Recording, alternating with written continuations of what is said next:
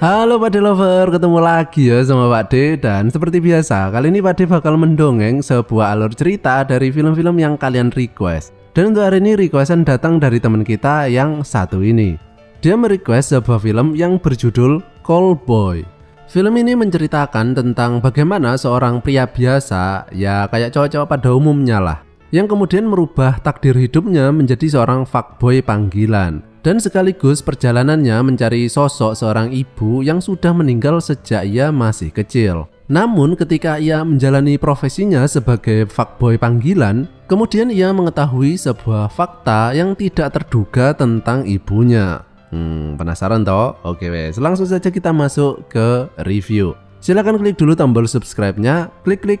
Kalau sudah, silakan duduk yang manis, jejer yang rapi, siapkan body lotion, cabai bubuk, Kinder Crot, dan Pak D, puter intro nih Pak D.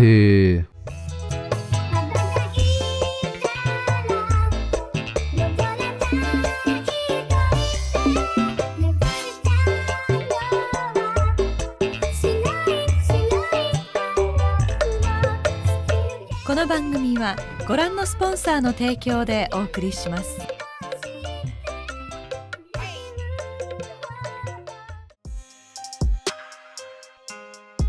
Film ini dimulai dengan seorang cowok yang baru aja bangun setelah ngencrot dengan seorang cewek SMA. Dia ini bernama Rio. Rio ini adalah seorang mahasiswa dan bekerja part-time sebagai seorang bartender. Nah, suatu ketika pas dia lagi kerja, muncul seorang wanita yang udah cukup berumur ya, yang bernama Shizuka. Wah, Doraemonnya mana nih? Ntar ya. Kemudian muncul lagi seorang cowok yang bernama Shinya. Dia ini adalah teman sekelas Rio dan dia ini adalah tokoh dal kenyut. Apa dal kenyut itu? Itu loh, tokoh sampingan. Nah, jadi nggak penting ya, nggak usah diingat lah. Dan dia ini yang membawa Shizuka ke sini. Nah, Shinya ini berusaha membuat Shizuka terkesan dengannya dengan cara mengajak Rio berlomba meracik minuman beras kentur terbaik. Namun ternyata Shizuka justru lebih suka dengan hasil kocokan tangan Rio. Mereka pun kemudian pergi, tapi Shizuka ini meninggalkan sebuah kartu remi yang tertulis bahwa dia akan menunggu Rio pulang kerja di luar. Dan ketika Rio sudah selesai kerja, ternyata Shizuka tadi beneran sedang menunggunya. Dia pun mengajak Rio masuk ke dalam dokar dan film pun dimulai. Alat pengencrot Shizuka. Shizuka ini mengatakan kepada Rio bahwa dia ingin melakukan penggenjotan dengannya. Dan Rio pun nggak keberatan dengan permintaan tersebut. Pak D juga nggak keberatan kalau ada yang nawari. Tapi sayangnya nggak ada loh. Mereka kemudian nyampe di tempat tinggal Shizuka. Dan ketika Rio udah menyiapkan rudalnya, ternyata Shizuka mengatakan bahwa dia tidak akan melakukan genjotan dengannya, melainkan dengan seorang cewek yang muncul di belakang Rio yang bernama Sakura. Ternyata sekarang Sakura udah nggak bareng Naruto ya. Dia ini cewek yang masih muda, cakep, tapi dia nggak bisa mendengar sejak lahir. Akhirnya Rio melakukan penggenjotan dengan Sakura dan Shizuka ini cuma menontonnya saja. Setelah selesai, Shizuka kemudian membayar Rio. Dan ternyata Shizuka ini adalah seorang germo dan penggenjotan itu tadi adalah apa ya, kayak wawancara kerja gitu. Enak bener wawancara kerja kayak gitu ya. Dan Shizuka ini menilai performa Rio tadi ya standar aja sih. Namun Sakura berpikir sebaliknya, sehingga akhirnya Rio ini bisa dianggap lulus wawancara ya. Shizuka kemudian menawarkan jika Rio mau dia bisa masuk ke dalam klub fuckboy milik Shizuka. Namun Rio tidak langsung menjawabnya karena dia tadi datang bareng Shizuka bukan untuk menjadi fuckboy panggilan ya. Keesokan harinya setelah Rio berpikir matang-matang, akhirnya dia menerima tawaran tersebut. Dan fix, sekarang dia sudah menjadi fuckboy panggilan. Kemudian muncul seorang pria yang bernama Azuma. Ini anggotanya Naruto di sini semua loh. Udah bosen jadi shinobi yo. Dia ini adalah fuckboy panggilan juga, tapi udah senior ya. Dan juga peringkatnya sudah VIP. Meskipun Pak D nggak ngerti artinya apaan. Namun meskipun Ryo sudah bekerja sebagai fuckboy, dia masih tetap kerja sebagai bartender. Dan di sini kita diperlihatkan dengan cewek yang bernama Megumi. Dia adalah teman sekelas Ryo yang sebenarnya naksir ke Ryo. Dan sebagai modusnya, dia sering membawakan catatan pelajaran karena Ryo ini jarang kuliah yo. Keesokan harinya, profesi Ryo sebagai fuckboy mendapat pesanan pertama. Dan ini adalah Hiromi yang menjadi pelanggan pertama Ryo. Di sini terlihat Ryo masih merasa grogi yo menjalani profesi ini. Namun ini justru menjadi daya tariknya. Mungkin menurut para pelanggannya rasanya kayak kalau kita ngelihat cewek yang masih polos gitu, yang masih malu-malu kambing, malu-malu kucing. Nah, di sini mereka kencan dan kemudian Hiromi pulang lebih dulu, yang membuat Ryo bertanya-tanya, apa mungkin dia kecewa ya dengan pelayanannya? Kan dia ini masih baru toh. Ternyata keesokan harinya Hiromi meminta jasa Ryo kembali. Dan setelah berbincang-bincang sebentar, kemudian Hiromi membisikinya bahwa dia sekarang lagi pengen main genjotan. Dengan segera Ryo melaksanakan permintaan tersebut di hotel. Sepulangnya, Ryo mendapatkan uang persenan dari teknik berkudanya barusan, dan di sini Ryo sadar bahwa ini adalah salah satu rutinitas yang harus dijalaninya mulai sekarang. Keesokan harinya, Ryo mendapatkan pelanggan baru lagi yang bernama Etsuki. Dia ini adalah seorang wanita yang sudah cukup berumur dan memiliki tingkat intelijen yang lumayan tinggi. Untungnya Ryo ini juga seorang mahasiswa yang lumayan pintar, jadi percakapan mereka bisa nyambung, yang membuat Etsuki sangat tertarik dengan Ryo. Namun Etsuki ini memiliki fantasi yang sangat unik ya. Dia ini nggak pengen melakukan penggenjotan, melainkan menyuruh Ryo untuk melihatnya buang air kecil. Udah gitu aja loh, unik banget kan ya. Keesokan harinya, Shizuka dan Sakura menjemput Ryo untuk makan bareng. Dan ketika makan sambil ngobrol-ngobrol, Ryo kemudian menceritakan kenapa ia bisa disukai oleh wanita yang lebih dewasa darinya. Jadi dulu pas Ryo masih kecil, ia pernah sakit dan pada waktu itu ibunya ingin keluar sebentar dan berkata kepadanya agar menunggunya. Namun beberapa saat kemudian ibunya justru ditemukan telah meninggal di pinggir jalan karena serangan jantung.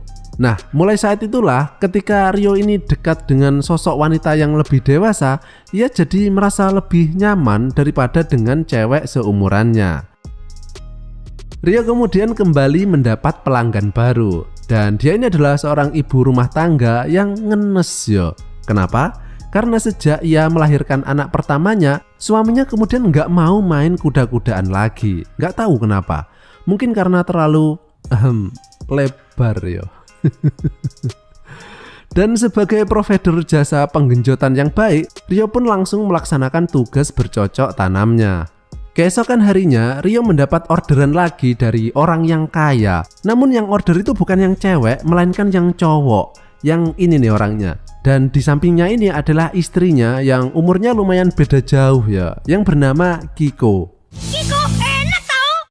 Nah, karena suaminya ini sudah tua dan juga sakit-sakitan, dia jadi nggak bisa ngasih nafkah ke istrinya. Karena itulah dia menyewa jasa Ryo untuk menggantikannya, dan nantinya adegan tersebut akan direkam oleh suaminya. Dan Pak D kasih tahu ya, ini cewek bodinya asli semlohe loh, beneran itu. Kalau kalian nggak percaya, coba aja kalian tonton filmnya ya.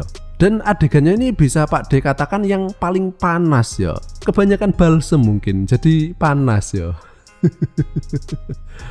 Nah, akibat kelakuan bejat Ryo tadi ke Kiko, akhirnya Ryo kini naik ke peringkat VIP juga, sama kayak Azuma.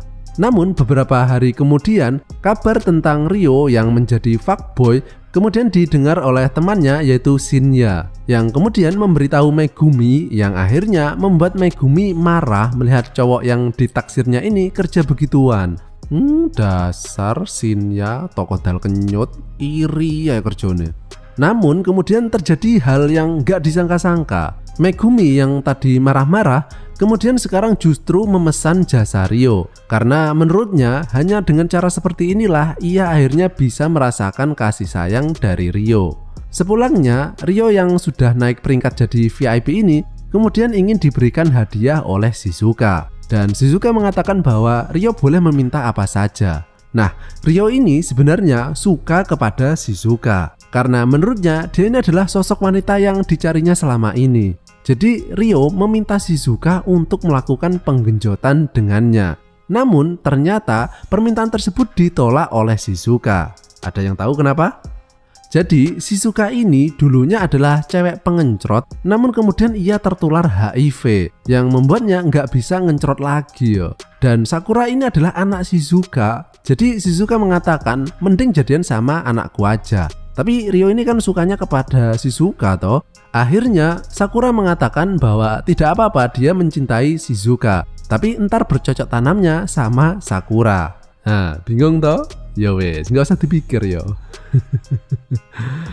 Nah, setelah beberapa saat berlalu, akhirnya sekte fuckboy milik Shizuka ini berhasil diendus oleh polisi. Shizuka yang merupakan ketua gembong fuckboy kemudian ditangkap, tapi dia menitipkan sebuah surat kepada Sakura untuk Ryo.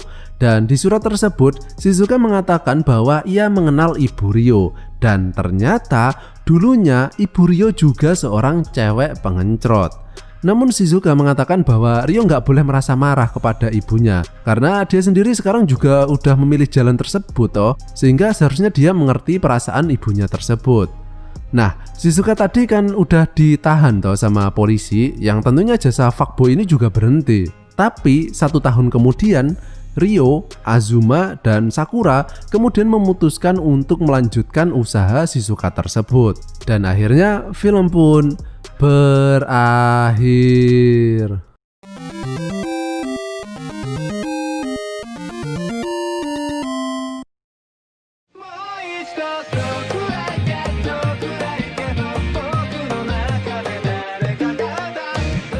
Untuk kategori film busuk, film ini lumayan digarap ya ceritanya.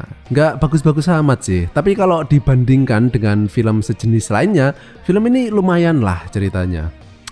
Oke, setelah cukup sekian, dan jika kalian masih pengen mendengarkan suara Pak D, kalian bisa melakukannya dengan cara mengklik salah satu video yang muncul di layar kalian saat ini.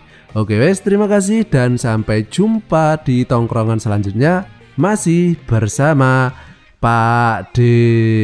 Bye bye.